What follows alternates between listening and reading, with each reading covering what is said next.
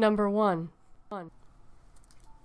In Minneapolis, Minnesota, a long-abandoned hospital was under reconstruction. The hospital St. Anne's Mercy was originally founded in 1802. The hospital housed the quarantined patients suffering from illnesses such as yellow fever, smallpox, and leprosy. It also housed the mentally ill and abandoned of all ages for many years. In 1924, the hospital was converted into a high-security insane asylum until 1957, before it was shut down after a tragic accident claimed the lives of a nurse and 2 small children in an unexplainable fire. The nurse was found standing in the room where the fire started, her features burned beyond all recognition. She pointed to the men who found her and let out a loud wail before she dropped to the ground dead, her injuries proving fatal. The bodies of the children were never found. As of 2006, the hospital was purchased and slated for reconstruction as a fully functional general hospital.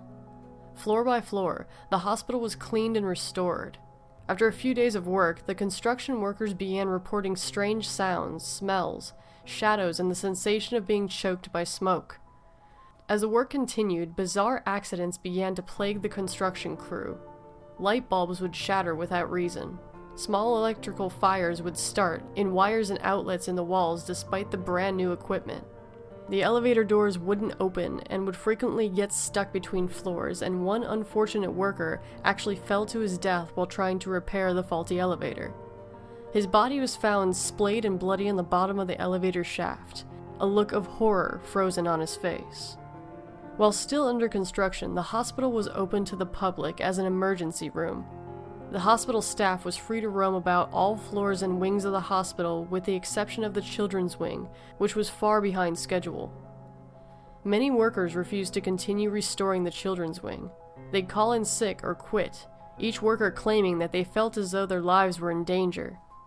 Soon, patients began to complain about odd sounds emanating from the vacated children's wing.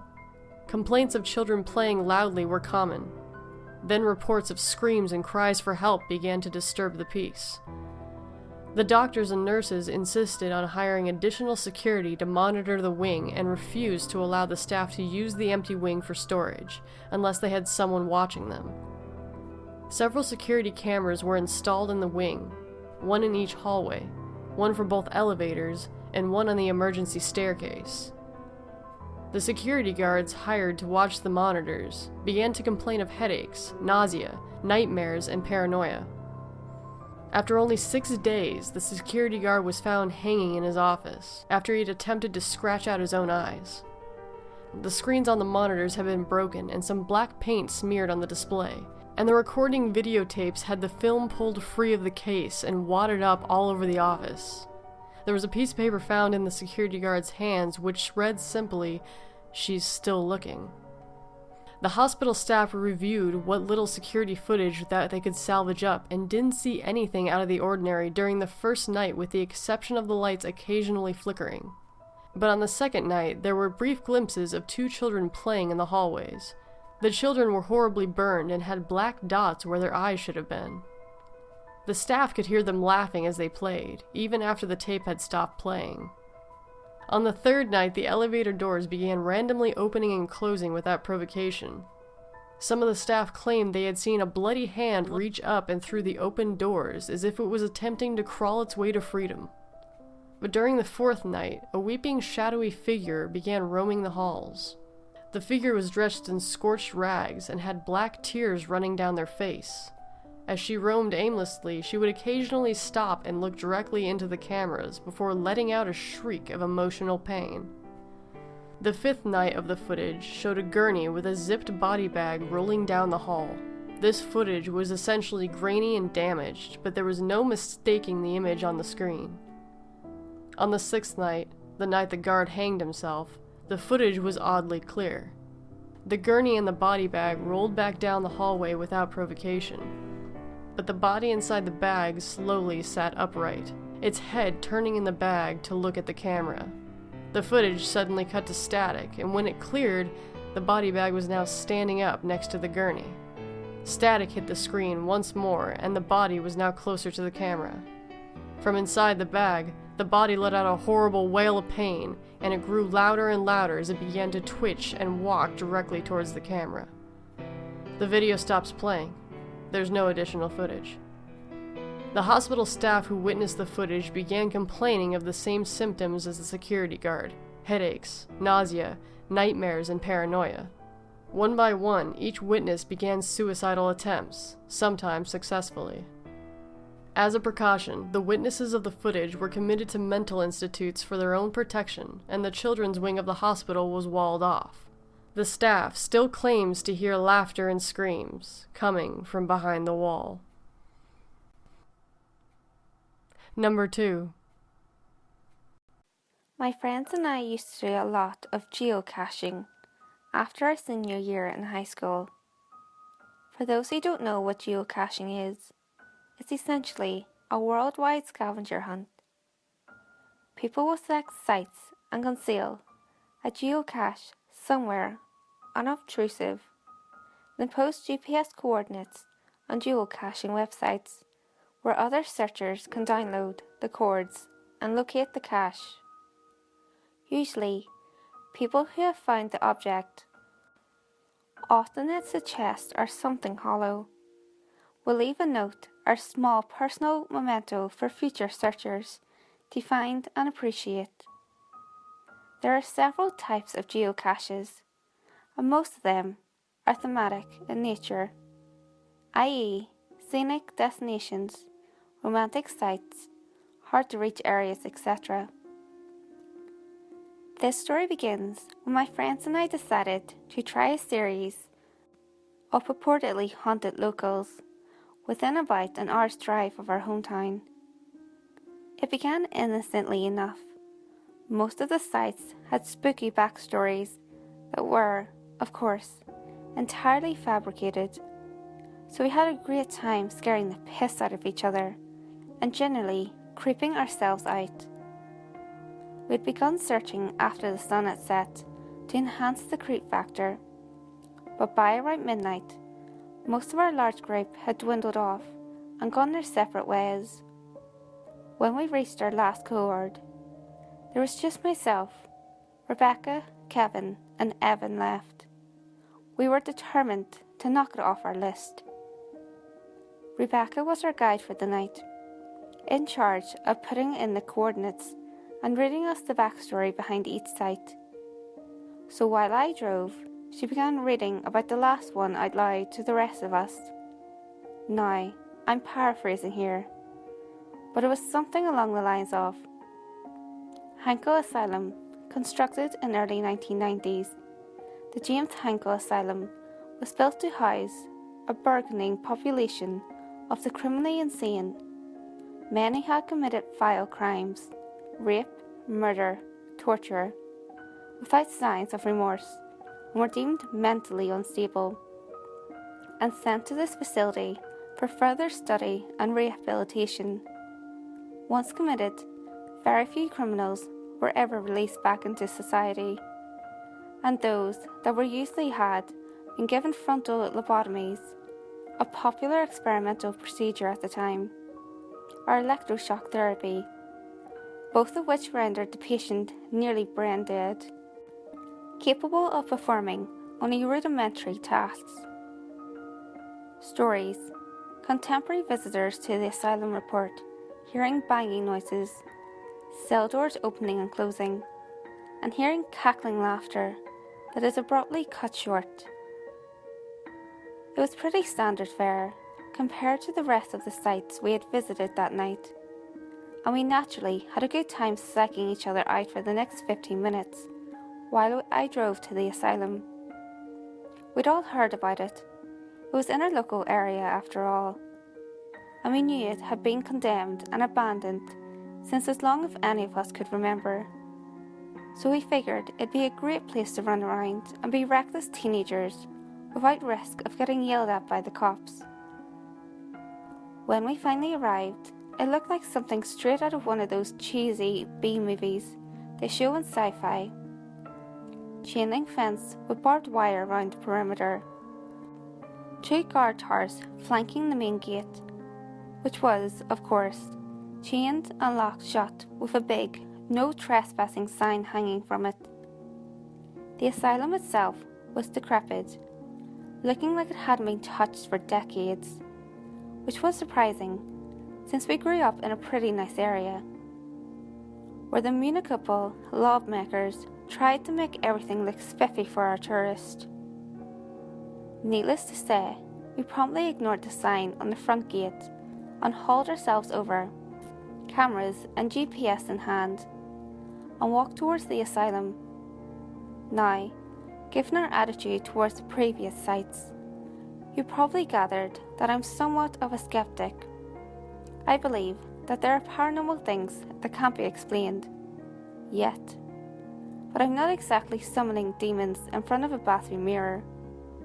So when we opened the main door to the asylum, conveniently unlocked, I dismissed the cold burst of wind as just stale pent-up air rushing out after being trapped inside for so long. My friend's bravado, however, quickly disappeared, and they began shuffling their feet nervously at the entrance, hesitant to cross that invisible threshold. I took point, chipping them along with prudent taunts, and eventually everyone was inside. It wasn't as bad as I thought it'd be. Things were relatively clean, and the entire building looked like it had been gutted. The paint was peeling, tiles popping up here and there, and the metal trim near the baseboards of the wall was in desperate need of some rust be gone. But aside from that, the place was entirely empty. No crazy-ass chairs with leather straps, no gurneys lying haphazardly around, just an old reception desk and 2 hallways leading off to different wings. We explored for a few minutes, freaking ourselves out whenever we heard an old pipe rattle or rat squeak. But otherwise, it was relatively uneventful, our fears safely suppressed by the presence of each other. We began to get more adventurous, opening doors and peeking inside. The rooms were all empty, of course. Whatever company had been contracted to clear the place out did a pretty decent job of removing any creepy decor. Bravado returning by the minute, Evan and Kevin dropped back without Rebecca or me noticing. They began running around, making noises to try and scare us. I'm not gonna lie, it worked, until I realised they were gone and probably the cost of all the racket. Then returned laughing and breathless to a decidedly paler Rebecca. She seemed to be a lot more put off by the whole place than the rest of us, or at least she didn't hide it as well. She quietly suggested we leave. Not to be outdone by the other guys of the group, I told her she was more than welcome to wait in the car if she wanted, but I was going to stick around for a few more minutes. Exasperated, but defeated, she finally caved and followed us where the GPS was leading. The 2nd floor. This is where I started to feel genuinely scared. Before, I was just kind of creeped out, but there was something about the whole floor that literally gave me shivers. Despite it being a warm summer night, we started opening doors like before, but we were all a lot more sober about it. I guess I wasn't the only one who was feeling weird. Finally, about midway through the hall, we opened the door to a room, and there, lying in the middle of the floor, was an honest-to-God straitjacket. I'm not bullshitting you. Every other room was devoid of objects, but there it was, a fucking straitjacket, in the middle of the floor of some random-ass room in a condemned mental asylum. We all kind of looked at each other with raised eyebrows, as if to say, guys, you seeing what I'm seeing? And of course, trying to be a macho man to show off for Rebecca, I piped up with the most ridiculous idea I could think of at the time. Dude, I'm gonna put it on. Years of horror flicks and creepypasta should have trained me to not put on this creepy straitjacket in the creepy hall, in the creepy asylum. But teenage dumb fuckery won over, and once the words were out, I couldn't just wuss out. Nobody said anything. They just kinda looked at me expectantly, waiting to see if I'd follow through with my boast. Determined not to be called a pussy for the remainder of the night, I walked forward into the room and bent down to pick up the moth-ridden restraining device. As I got closer though, I noticed it wasn't moth-ridden at all. It was actually in pretty decent condition. That is, compared to the rest of the place, which as I've mentioned, was in shambles. I mean, it had a few stains here and there, but it didn't really smell, and it seemed intact enough to put on. As soon as I picked it up though, I got this overwhelming sense of dread. You know, that drop in the pit of your stomach, right as you go over the lip of a roller coaster.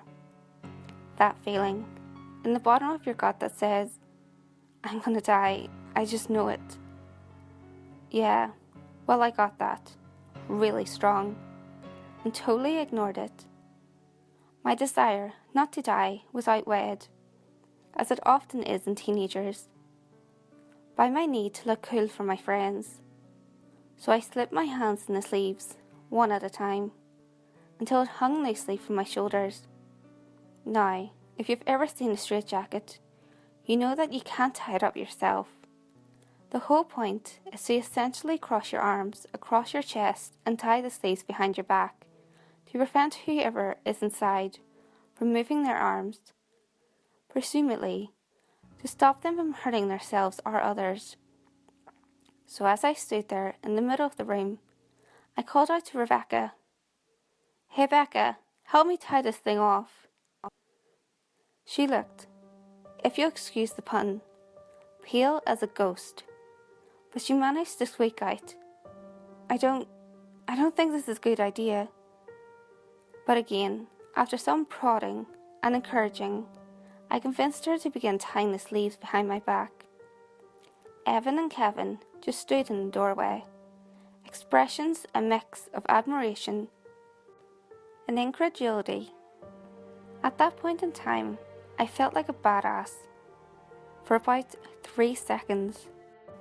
As soon as Rebecca finished off the last lace, the door to the cell slammed shut, right in Kevin and Evan's faces. I never felt a breeze, and when I asked them later, both of them fervently denied closing it themselves. Skeptic that I am, I still chalk it up to us leaving the front door open and changing air pressures and all that, but it scared the piss out of us nonetheless. Then I felt a pressure on my chest, like someone was sitting on it, or as if someone was pulling the sleeves tighter behind me, and it began to get harder to breathe. I couldn't even summon enough air to whisper, but let's call out for help. My vision narrowed to tiny specks, and I swear I heard someone laughing shrilly as I neared unconsciousness. The pressure increased with a sudden tug, and my world went black. When I woke up, my vision was foggy, or at least, I thought it was, until I realised it wasn't just foggy. It was dark, like staring through a lens that's been collecting soot. I blinked a few times, and the darkness wavered, but didn't dissipate. Now, I've passed out and blacked out before, but whenever I woke up, it was nothing like that. Either my vision gradually cleared up, or it was blurry, but never in my life have I been able to recreate the shadowy haze I saw in the asylum that night. Then, from the murky depths, 2 small pinpoints of light appeared a few inches in front of my face, glaring a lurid red, and a dim echo of laughter I heard before surrounded me. As soon as they appeared, however, they were replaced by 2 brilliant shafts of incandescent Evan and Kevin shining flashlights down at my face. The last thing I remember hearing before I lost consciousness was Rebecca's scream at the door banging open, which probably explains why those two were standing over me with flashlights in hand. I gradually became aware of a dull murmur that I recognised as Rebecca asking me, "Please wake up, please, please, please wake up," as she shook me. She just kept saying it over and over again, kept sobbing and shaking me. When my vision cleared enough, I glanced over and saw that her eyes were completely red, like she had been crying for a while. Trying to muster some shred of manliness, I found myself speaking in a surprisingly calm voice, given how I was actually feeling. I remember distinctly what I said, word for word. "Get those fucking flashlights out of my face, you douchebags." Expecting a laugh, or at least some reciprocal insult, I was kind of shocked when they just looked at each other quizzically, seemingly surprised. You're okay?" Evan asked incredulously. "Yeah, why the hell wouldn't I be? Becca just tied the things too tight. I couldn't breathe, so I passed out." "How long was I out for anyway?" I inquired. Apparently, it had been long enough for them to untie the straitjacket, allowing me to rub a hand across my face. Another shared look of disbelief. "Dude," Kevin began slowly, "you've been out for like 15 minutes. We were about to call 911. We kept shaking you. Evan even tried pinching you so hard he drew blood. But you wouldn't wake up." I felt a cold chill run down my spine, and the straitjacket, hanging limply from my shoulders, suddenly began to feel a bit tighter. Hastening to pull it off, I tried not to look panicked as I threw it to a corner of the room. Rebecca just sat there, still shaking and crying a little bit, and in spite of the ordeal I'd just gone through, I had enough sense to go over and try to comfort her. We left that room without a word, geocache be damned, and walked back to the car in complete silence, broken only by the occasional sniffle from Rebecca. The sun started coming up, and as I dropped everyone off at their respective homes, we said quiet goodbyes. Rebecca was the last stop before I finally made the trip home myself. Being the gentleman that I am, I walked her to her door, but she paused at the entry and looked me in the eyes. In the light of the grey dawn, I could see her eyes were still reddened from all the crying. She was very quiet, and she said, "I have to ask you something." "Yeah, sure, what is it?" I said, half expecting another, "You sure you're alright?" Like I'd been getting the whole ride home. She surprised me by asking, "Do you know how long it took Evan and Kevin to get the door open?" Her eyes held a look that I could never forget. It was raw fear. Something happened in that fraction of time between me blacking out and them getting in there that had absolutely terrified her. And seeing that look, I realised I was blacked out for 15 minutes. How long was she alone in that room? "No," I replied slowly. "How long?" 5 minutes. They said it took 5 minutes for them to open that stupid door. I was in there and I saw you. And I saw... She broke off, another sob stopping her mid-sentence. At that point, I didn't want to know. I still don't want to know. I gripped her by the shoulders and said firmly, "Rebecca, it doesn't matter. No matter what you saw, I'm here. You're here. We're both safe. It doesn't matter. Nothing bad will happen. I promise." She just nodded numbly, opened her door, and walked inside her house. The next time I saw her, she was back to her usual self. But whenever I bring up that night to her, she freezes up and turns to stone, refusing to discuss it. I stand by what I said before. I don't know what happened in that room. and I don't ever want to know. But I still have nightmares about those two glowing red lights in the darkness. And sometimes, as I lapse into sleep, I hear faint echoes of shrill laughter follow me down into the depths of unconsciousness.